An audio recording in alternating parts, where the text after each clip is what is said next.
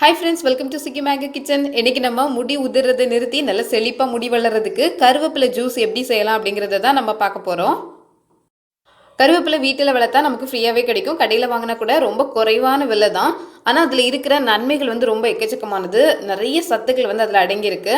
Carbohydrate, நார்ச்சத்து, calcium, phosphorus, iron, vitamin நிறைய விட்டமின்கள் அதுல அடங்கி இருக்கு. இப்படி ஒரு கருவேப்பிலையை நம்ம மிஸ் பண்ணவே கூடாது. முடி உதிர்றதை நிறுத்துறதுக்கு என்னென்னவோ பண்ணுறோம், புதுசாக முடி வளர்றதுக்கு என்னென்னவோ பண்ணுறோம். ஆனால் கருவேப்பிலை ஜூஸ் மட்டும் ட்ரை பண்ணி பாருங்கள், ரொம்ப அழகான ரிசல்ட் கிடைக்கும். வாரத்தில் 2 நாள் குடித்தா கூட போதுங்க. கை நிறைய கருவேப்பிலை இந்த மாதிரி எடுத்துக்கோங்க, கழுவி எடுத்துக்கோங்க. அந்த கருவேப்பிலை கை நிறைய எடுத்து இந்த மாதிரி மிக்சி ஜாரில் போட்டுக்கோங்க. குடிக்கும்போது வெறும் வயிற்றில் காலையில் குடிங்க. அப்போ தான் நம்ம உடம்பு அதில் இருக்கிற சத்துக்கள் எல்லாத்தையும் நல்லா உறிஞ்சி எடுத்துக்கும். உடம்புல சத்து கம்மியாக இருக்குது, ஹீமோக்ளோபின் லெவல் கம்மியாக இருக்குது அப்படின்னா முடி நிச்சயமாக உதிரும். அதை தடுக்கிறதுக்கு கருவேப்பிலை ரொம்ப முக்கியமான மருந்துன்னு தான் சொல்லணும். இருக்கிற முடி உடையாமல் நல்லா ஷைனிங்காக இருக்கிறதுக்கு, புதுசாக முடி வளர்றதை தூண்டுறதுக்கு இந்த மாதிரி முக்கியமான வேலையெல்லாம் கருவேப்பிலை பண்ணுது. அதனால் முடியை பாதுகாக்கணும் அப்படின்னு நினச்சிங்கனாலே கருவேப்பிலையை மறக்கவே கூடாது. எப்போவும் ஞாபகம் வைக்க வேண்டியது கருவேப்பிலை தான். ஒரு கை நிறைய கருவேப்பிலை போட்டதுக்கப்புறமா மல்லி இலை போட்டிருக்கிறேன். கூடவே ஒரு ஏலக்காய். மல்லித்தலை எதுக்கு அப்படின்னா அதோட மனம் நல்லா இருக்கும், டேஸ்ட்டும் கொஞ்சம் நல்லா இருக்கும். அதுக்காக ஃபஸ்ட்டு நீங்கள் கருவேப்பிலை ஜூஸ் இப்போ தான் முத குடிக்கிறீங்க அப்படின்னா கொஞ்சமாக மல்லி இலை போட்டுக்கோங்க. இல்லை வெறும் கருவேப்பிலை குடித்தா ரொம்ப நல்லது.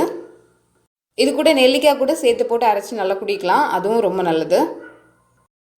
முதல்ல குடிக்கிறவங்க இந்த மாதிரி ஒரு நாட்டு சர்க்கரை 2 கரண்டி போட்டுக்கிட்டீங்க அப்படின்னா ஜூஸ் நல்ல டேஸ்ட்டாக இருக்கும்.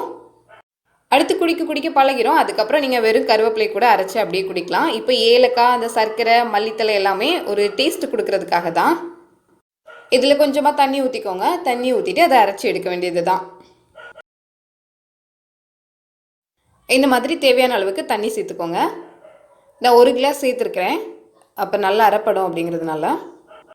கருவேப்பிலையில் இன்னும் நிறைய செய்யலாம். கருவேப்பிலை சாதம், கருவேப்பிலை துவையல், கருவேப்பிலை டீ, கருவேப்பிலை பொடி அப்படின்னு இன்னும் எக்கச்சக்கமான ஐட்டம் இருக்குது. ரொம்ப ஈஸியானது இந்த ஜூஸ். இங்கே பாருங்கள், இப்போ அரைச்சி எடுத்தாச்சு. இப்போ ஜூஸ் அப்படிங்கும்போது உடனே கருவேப்பிலையை போட்டோமா, தண்ணி ஊற்றினோமா, அரைச்சோமா அப்படின்னு ரொம்ப ஈஸியாக வேலை முடிஞ்சிடும். அதனால நம்ம அதுக்காக செய்கிறதுக்கு ரொம்ப மெனக்கெட தேவையில்லை. இது ரொம்ப திக்காக இருக்குது, அதனால கொஞ்சமாக தண்ணி சேர்த்துக்கலாம். இது இனிமேல் ஃபில்டர் பண்ணி எடுக்க வேண்டியது தான். நல்லா அரைச்சி எடுத்துக்கோங்க. இது நல்ல மைய அரைஞ்சிருக்கு, அதனால எல்லா சத்தும் அந்த தண்ணியிலே வந்திருக்கும். இந்த மாதிரி ஃபில்டர் பண்ணி எடுத்துக்கலாம்.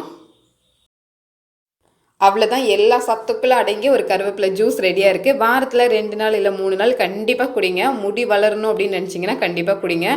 இது முடி வளர்றது மட்டும் கிடையாது, இன்னும் உடம்புல இருக்கிற நிறைய அழுக்குகளை வெளியேற்றுறது, நிறைய வேலை, இன்னும் நிறைய எக்கச்சக்கமான வேலைகளை கருவேப்பிலை செய்யுது. முக்கியமாக முடிக்கு இதோட பங்கு ரொம்ப அதிகம். அதனால கருவேப்பிலை பார்த்தா விட்டுறாதீங்க, கண்டிப்பாக ட்ரை பண்ணி பாருங்கள். வீடியோ பிடிச்சிருந்தா லைக் பண்ணுங்கள். ஃபஸ்ட் டைம் நம்ம சேனலை பார்க்குறீங்க அப்படின்னா சப்ஸ்கிரைப் பண்ணிக்கோங்க. பக்கத்தில் இருக்க பெல் ஐக்கானையும் கிளிக் பண்ணிக்கோங்க. இன்னொரு வீடியோவில் பார்க்கலாம். தேங்க்யூ.